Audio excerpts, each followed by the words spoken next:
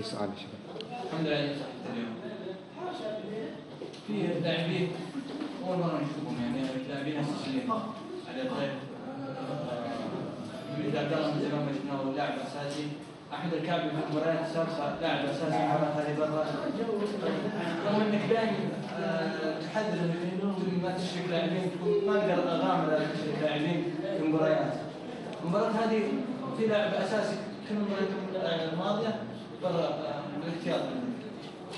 ما اعتقدش اذا يكون لاعب او اثنين يعني خارج التشكيله يعني تكون يعني مشكله بالنسبه للفريق او معضله، ودليل على ذلك لما لعبنا مثلا ضد الاتفاق وضد الاهلي كان الجيزاني خارج التشكيل، وفي مباراه اخرين يكون يعني اساسي. احنا والمعطيات تاع المباراه كيفاش نقدروا عارفين المباراه ما هيش سهله، والدليل على نتيجه المباراه، لكن ما كناش في يوم خاصه في الدخول المباراه وعلى الكرات الثابته اصبحنا معناها نلقاو يعني صعوبات، فلاعب ولا اثنين ما يقدروش ياثروا معناها على حسب اعتقادي على مجموعه يعني على مستوى الفريق.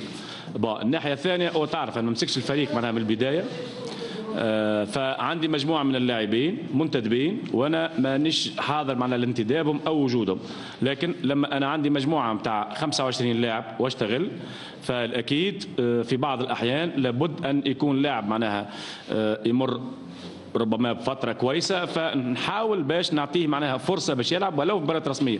وهذا من اول مؤتمر صحفي مع القادسيه قلت اللي راو باش تصير فيه مباريات زي يعني تقول انت مش تجارب 100%، لكن هذوما لاعبين موجودين يجيك باش تعرف يعني الوضع نتاعنا يعني بصفه عامه، يجي يقول لك انا ليش يا كابتن ما شاركش مثلا ما لعبش وهما موجودين في التشكيله. مش باش تكون انا يعني الجواب نتاعي الا عندما نشوف يعني الجاهزيه نتاعو او نشوف ربما قادر باش يعطي مستوى او مردود وغامر واعطيه الفرصه باش يلعب. يعني هذا هو الشيء اللي حاصل على مستوى مناع علي عطيف اللي لاعب كان في الشباب جالبوا النادي الرائد، فمن حقه باش يعني ياخذ فرصه باش يلعب.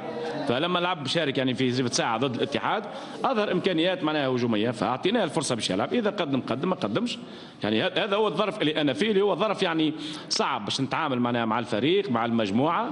فاذا باش نعول على